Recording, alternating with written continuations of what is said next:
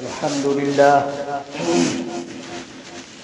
لله نحمده ونستعينه ونستغفره ونؤمن به ونتوكل عليه ونعوذ بالله من شرور أنفسنا ومن سيئات أعمالنا من يهده الله فلا مضل له ومن يضلله فلا هادي له ونشهد أن لا إله إلا أنت ونشهد أن محمدا عبده ورسوله فقد قال الله تعالى في القرآن المجيد أعوذ بالله من الشيطان الرجيم بسم الله الرحمن الرحيم رجال لا تلهيهم تجارة ولا بيع عن ذكر الله صدق الله العظيم وصدق رسوله النبي الكريم ونحن على ذلك لمن الشاكرين والشاهدين. محترم حضرات، سامعین کرام، معزز حاضرین، قرآن مقدس کی آیت کریمہ آپ حضرات کے سامنے تلاوت کی گئی ہے.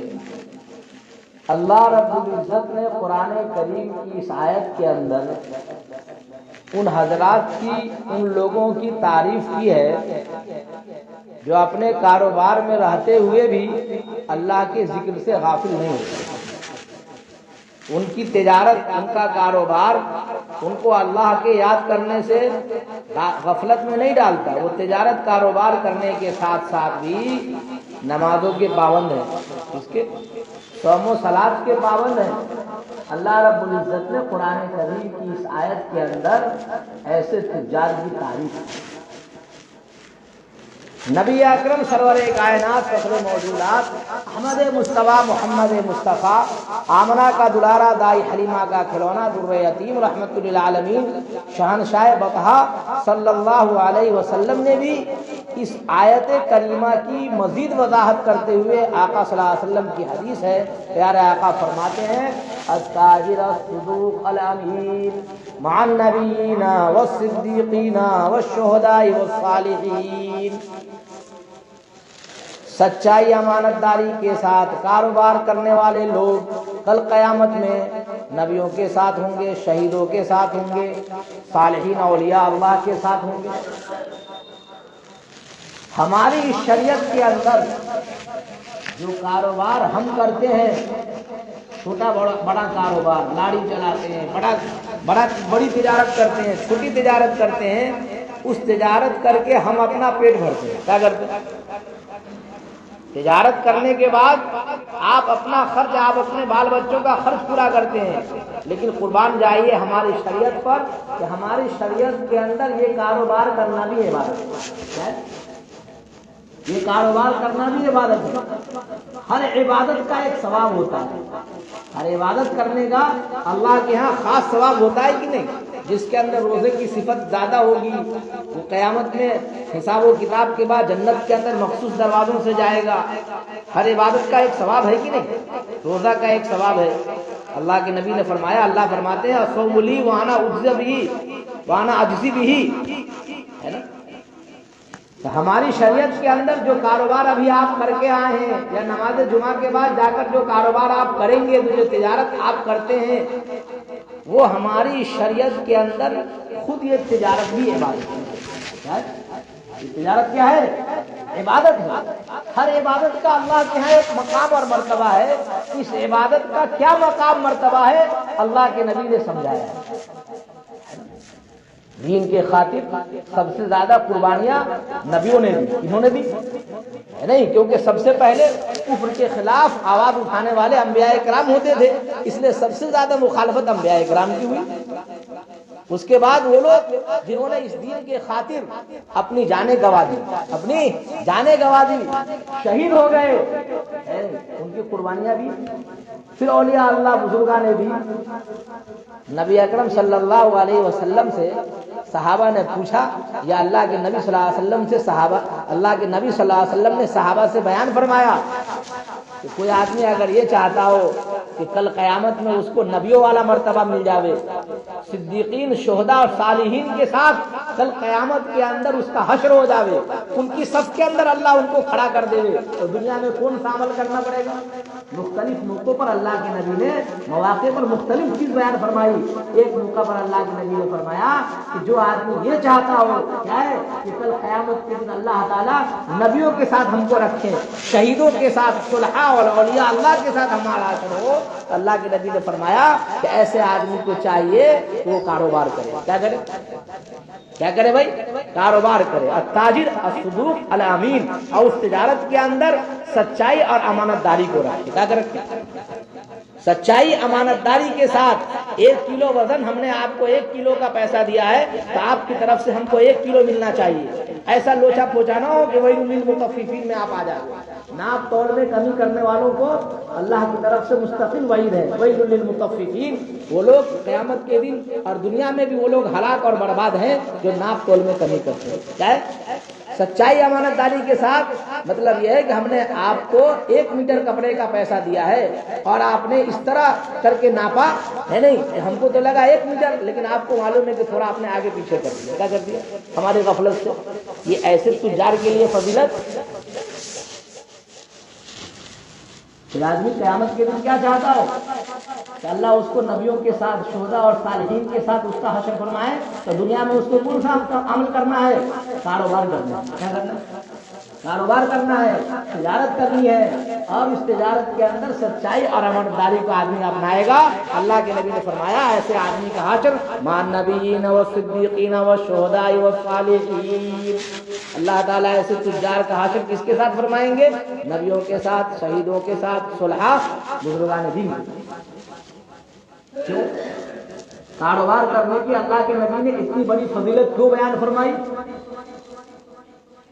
آپ نے علماء کی فضیلت سنی، اپنی جگہ پر ہے، حفاظ کرام کی فضیلت واقعی اپنی جگہ پر ہے، لیکن اللہ کے نبی نے بعض موقع پر یا معاشرہ تجار، تاجروں کو مخاطب کر کے ان کی دلجوئی کے لیے یہ تجار کا جملے کے ساتھ مخاطب کر کے اللہ کے نبی یہ باتیں فرمایا کرتے ہیں۔ کیوں؟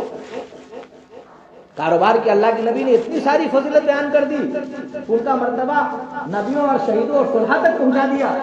وجہ اس کی یہ ہے کہ آدمی حلال کمائی کر کے اپنے پیٹ کو نہیں بھرے گا۔ اس کو تو اس پیٹ کو تو آدمی کو بھرنا ہے، اس کو تو روزانہ 2-3 کلو غذا چاہیے۔ اگر حلال سے نہیں بھرے گا تو حرام سے کیا کرے گا؟ حلال کمائی کے اللہ کے نبی نے کیوں بیان فرمائی کہ اگر حلال طریقے سے کاروبار کر کے آدمی اس پیٹ کو نہیں بھرے گا، اس پیٹ کا نظام اللہ نے ایسا بنایا ہمارے آپ کا، اس کو حلال سے نہیں بھر سکے گا تو کہیں سے حرام سے بھرے گا۔ کیا کرے گا؟ اور حرام سے بھرے گا، جب پیٹ میں حرام مال جائے گا تو اس سے حرام اعمال ظاہر ہوں گے، نظر کی عبادت نہیں کر پائے گا، ہے نا؟ پیٹ میں حرام مال جائے گا کیا ہو جائے گا؟ اس سے اعمال کیسے ظاہر ہوں گے؟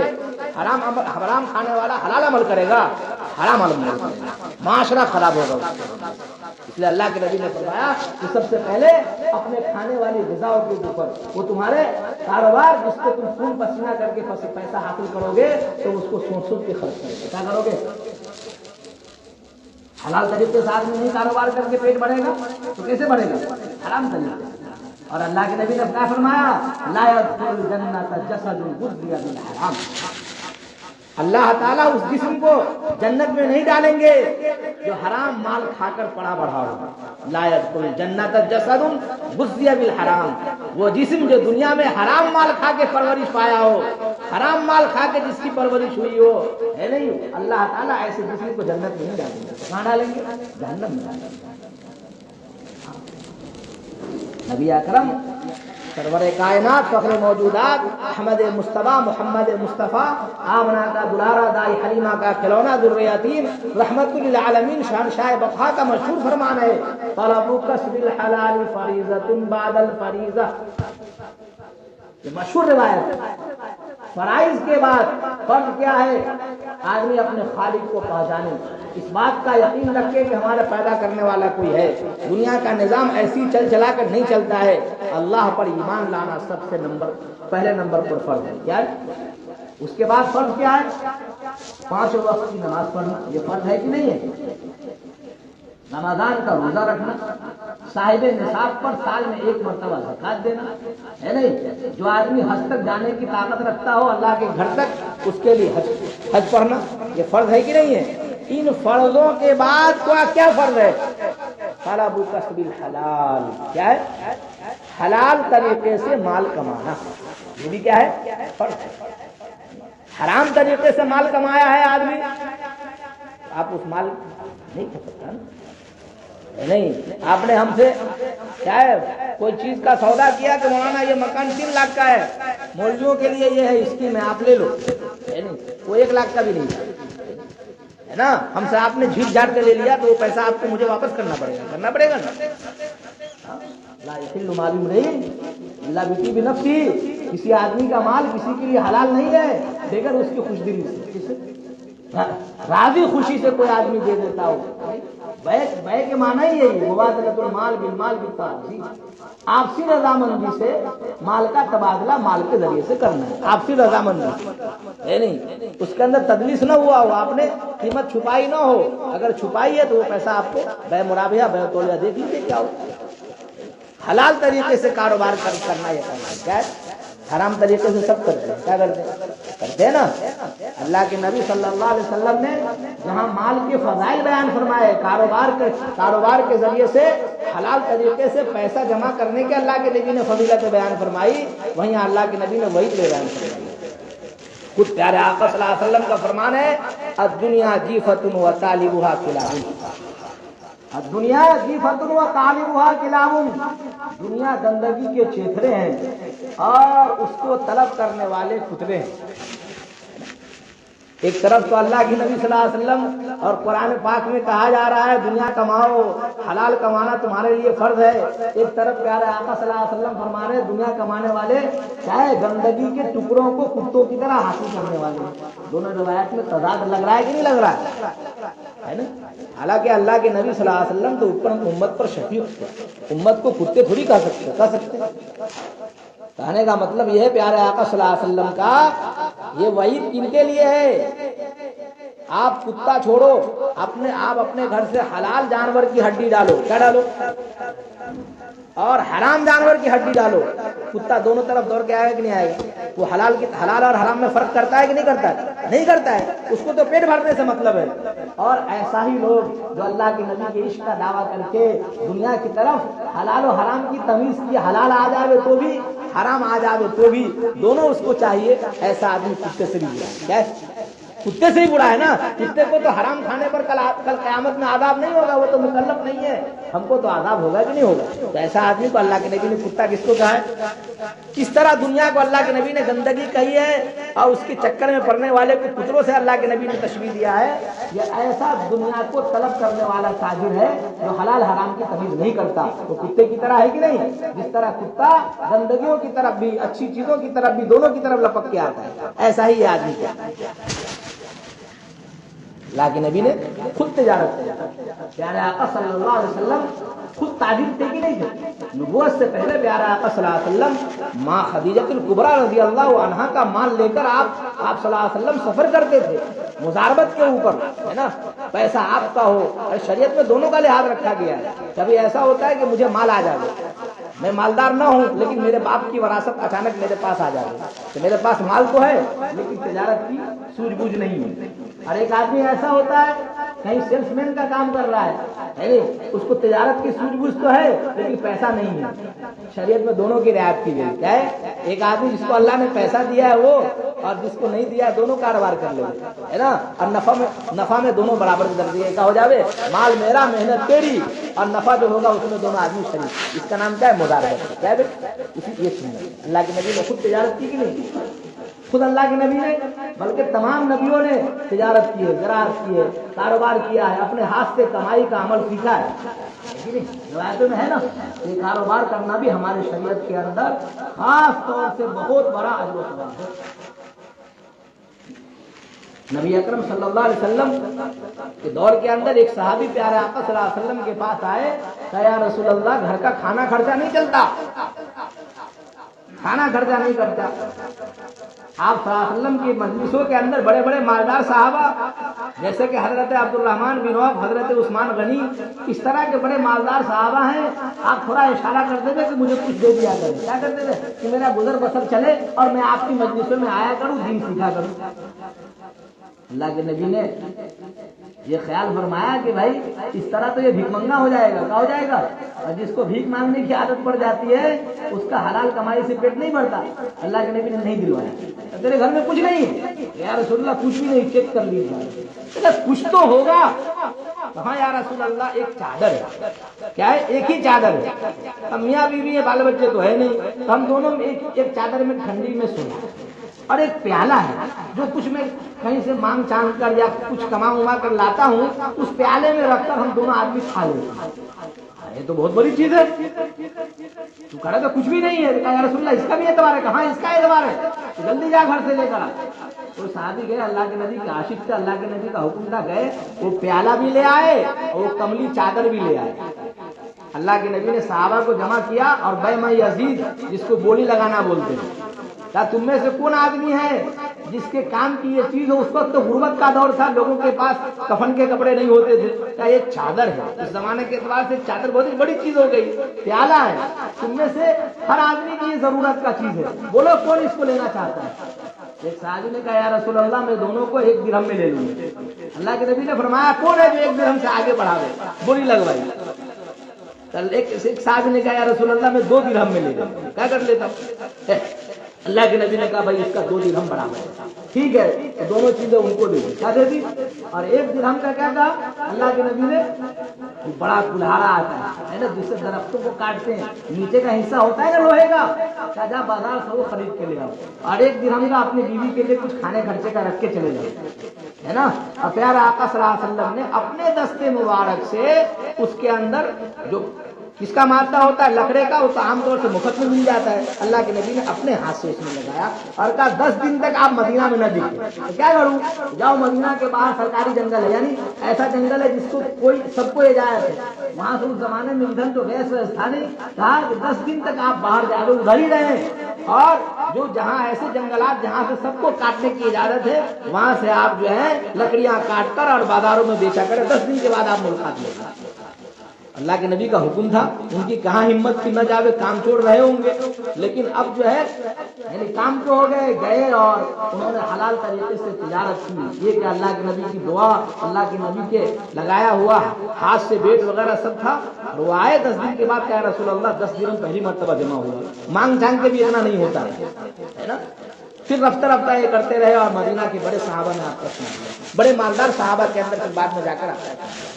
اللہ کے نبی صلی اللہ علیہ وسلم نے شریعت کے اندر بعض موقع پر اللہ کے نبی نے مواقع دیکھ کر، آدمی کی کیفیت کو دیکھ کر کئی مرتبہ الگ الگ باتیں اللہ کے نبی نے بیان فرمائی۔ دیکھا کہ اس آدمی کا مزاج ذہن دین کی طرف سے بھرا ہوا نہیں ہے، تو اللہ کے نبی نے ان کو کہا کہ سب سے بہتر عمل یہ ہے کہ تو امر بالمعروف اور نہی عن المنکر کر۔ دیکھا اس آدمی کا معاملہ اس میں صحیح ہے، لیکن یہ اللہ کے راستے میں نکلنے کے اندر غافل ہے، تو اس کو اللہ کے راستے میں نکلنے کے فضائل بیان فرمائے۔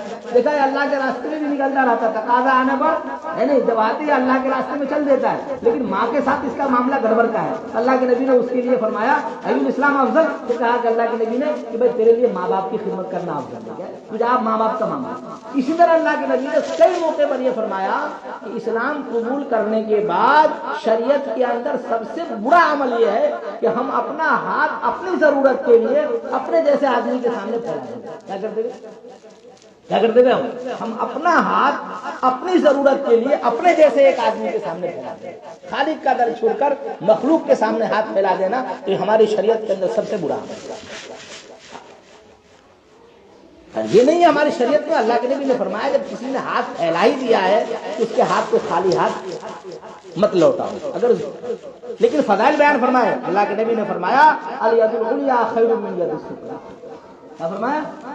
الید العلیٰ خیر من الید السفلیٰ، اوپر والا ہاتھ نیچے والے ہاتھ سے کس سے بہتر ہے؟ ارے میں آپ سے کوئی چیز مانگوں گا تو میرا ہاتھ نیچے کے اوپر، نیچے، اور آپ کا اوپر، بہتر کون سا ہاتھ ہے؟ اوپر والا ہاتھ۔ کون سا ہاتھ ہے؟ الید العلیٰ خیر من الید، نیچے والے ہاتھ سے بہتر کون سا ہے؟ اوپر والا ہاتھ۔ ہر ایک کے لیے آدمی یہ کوشش کرے کہ میں دینے والا بنوں۔ ہم عالم صاحب ہیں، ہم کہاں سے دیں گے؟ ہم کو سب لوگ دیں گے، کیا کریں گے؟ مولوی صاحب ہے، اس کا مطلب ہم کو آپ بھی دے دے عید پر، وہ بھی دے دے، وہ ہمارے بچے کا کپڑا بنوا دے دے، وہ ہمارے گھر کا تیل کا ڈبہ بنوا دے دے، اور میں سب کو میں پورے سال سلام مارتا رہوں۔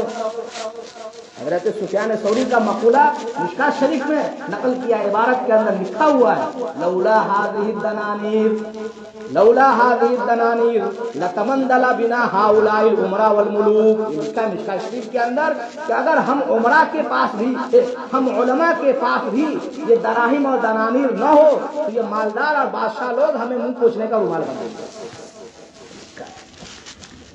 لولا هذه الدنانیر لتمندل بنا هؤلاء الامراء والملوک، کہ اگر یہ دینار و درہم، دینار کس کا ہوتا تھا؟ سونے کا، درہم چاندی کا، اگر یہ گرام اس زمانے میں یہی چلتا تھا۔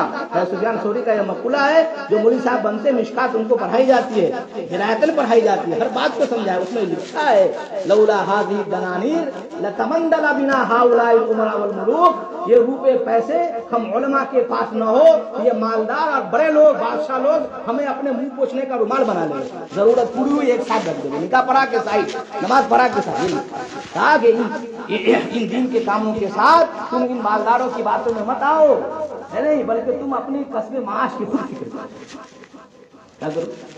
چنانچہ حضرت عمر کے بارے میں مستقل الحمدللہ ابھی لاک ڈاؤن میں ایک کتاب آ گئی اللہ کے فضل سے محمد علیم صاحب کہ وہی علماء کے لیے کسب حلال کے فضائل کے اوپر الحمدللہ 60-70 صفحے کا کتاب سے تیار ہو گیا ہے۔ حضرت عمر کے دور میں حضرت عمر کا ایک جگہ جانا ہوا، حضرت عمر نے دیکھا کہ 2-3 نمازیں ایک مسجد میں پڑھی، ایک بڑے مولانا اسی مسجد میں ہر وقت ملاقات ہوتی تھی۔ امیر المومنین کیسے؟ کیسا تو ہوں لیکن آپ یہاں ہیں، ہر نماز میں ملاقات، آپ یہیں کے رہنے والے ہیں؟ کہ نہیں، میں رہنے والا تو باہر کا ہوں لیکن الحمدللہ مسجد میں رہتا ہوں، بچے آتے ہیں، پڑھتے ہیں، پڑھاتا ہوں، پڑھاتے پھر خرچہ پانی بس اسی پر جو ہدیہ نذرانہ ملتا ہے اس سے کاروبار، اس سے اپنا گھر کا گزر بسر چل رہا ہے۔ حضرت عمر ناراض ہوئے، کہا اس گوشہ نشینی سے میرے نزدیک اچھا یہ ہے کہ تم چل پھر کر حلال کما کر اپنے پیٹ کو بھرو، اس رہبانیت سے یہ اچھا ہے۔ خود اسلام میں یہی ہے، لا رہبانیت فی الاسلام۔ پہلے زمانے میں کیا تھا؟ ہمارے اسلام سے پہلے کیسا تھا؟ اس زمانے میں جو علماء ہوتے تھے ان کو راہب ہونا پڑتا تھا، وہ کما نہیں سکتے، کیا ہوتے تھے؟ ان کو اپنا کہیں پر معبد بنا لیتے، اس کے اندر پڑے رہتے، لوگ نذرانہ ہدیہ دیتے، اس طریقے سے کاروبار چلتا تھا۔ ہماری شریعت کے اندر اس کو ختم کر دیا، کیا کر دیا گیا؟ ایسا ہمارے یہاں مولوی میں نہیں چلے گا، کیا چلے گا؟ ہے نہیں، بلکہ آپ کو بھی کاروبار میں لگنا ہے۔ عوام تو یہی چاہے گی کہ آپ علماء غریب بنے رہو، آپ کی ضرورتیں لوگ پوری کرتے رہیں، پورے سال آپ ان کو سلام کرتے رہو، ان کی دکھ درد کے اندر آپ کو شریک ہونا ہے، نہیں تو مفاد آپ سے حاصل ہوگا، اسلام نہیں سکھائے، نہیں، آپ بھی معاشرے کے اندر کھل کے رہو، اس کو رہو۔ اس لیے ہم لوگ جتنی کتابیں پڑھتے ہیں ان سب کتابوں کے مصنف جتنے ہیں، جتنا مولوی پڑھتا ہے، حضوری پڑھتا ہے، فوراً استاد بتا دیتے کہ یہ ہانڈی بنا کے بیچا کرتے ہیں، یعنی کسائی چادر بنا کے بیچا کرتے تھے، علامہ صابن بناتے تھے۔ بہت سارے علماء کے ساتھ جو ہم کتاب پڑھتے ہیں اس میں دقاقی لکھا ہے کہ یہ لوگ دقاق کے معنی آٹا پیستے تھے، پڑھاتے بھی تھے آٹا پیس کے اپنی ضروریات، اس لیے وہ اچھے بڑے بادشاہوں کے سامنے بھی حق بات کہہ لینے کے لیے تیار ہوتے تھے، تو ان کو کسی سے کوئی مفاد نہیں تھا، وہ مالی اعتبار سے خود ہی مضبوط تھے۔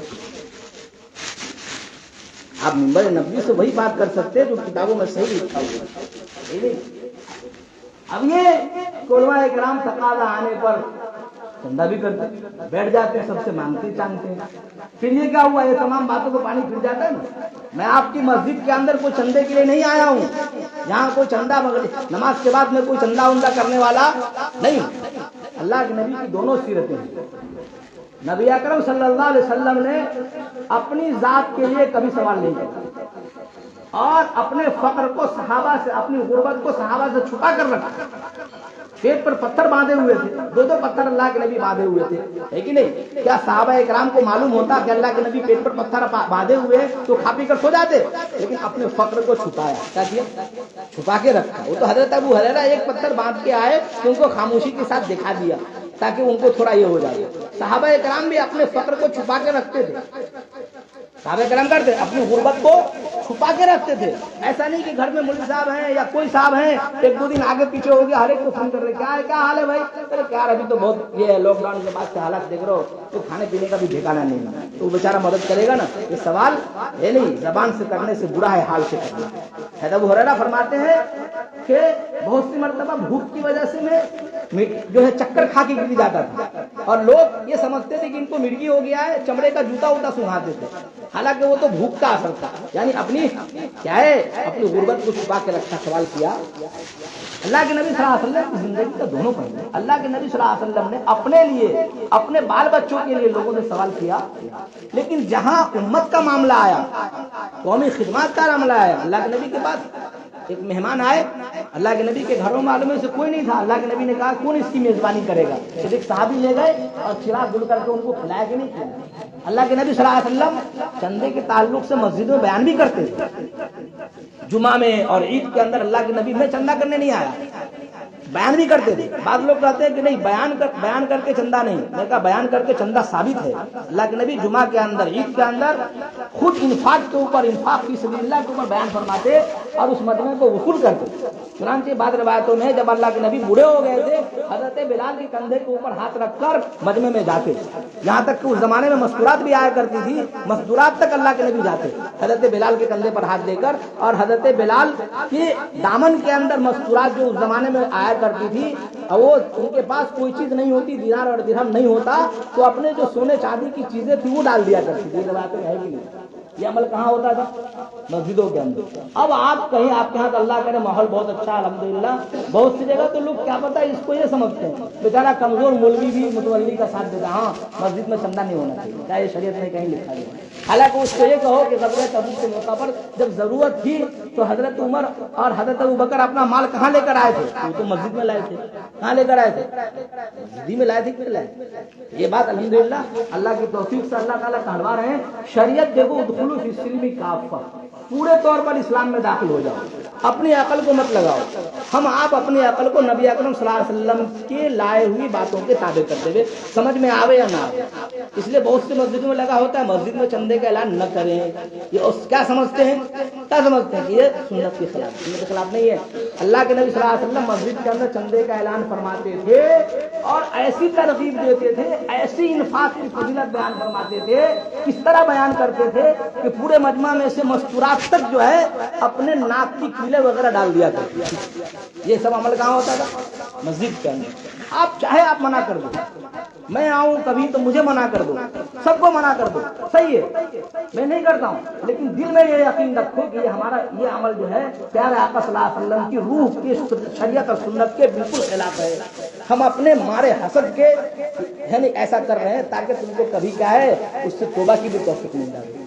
اندر سے یہ عقیدہ رکھو۔ بیچارے کمزور قسم کے علماء جو بیچارے دو پیسوں کے لیے امامت بنے رہتے ہیں، وہ تو تمہاری تائید ہی کریں گے، وہ ہر جگہ جائیں گے، نظام دوسروں غیر علماء کے ہاتھ میں ہے، تو کہاں ان کے پاس تو یہی نہیں ہے کہ بھائی ان کے لیے تو آخری درجہ ہے کون سا ہے؟ من رأى منكم منكرا فليغيره بيده فمن لم يستطع فبقلبه، ہے نا، فبلسانه فمن لم يستطع فبقلبه۔ ان علماء کے لیے تو آخری درجہ ہے کون سا ہے؟ اپنے دل میں برا سمجھتے ہوئے اپنی نوکری کو باقی رکھو، ہے نہیں؟ اللہ تعالیٰ جو باتیں اللہ تعالیٰ نے اللہ کی توفیق سے کہلوا دی ہے، اس کے کہنے کے اندر جو غلطی ہو گئی ہو، اللہ میرے کہنے کو معاف فرمائے، آپ کے سننے کو معاف فرمائے۔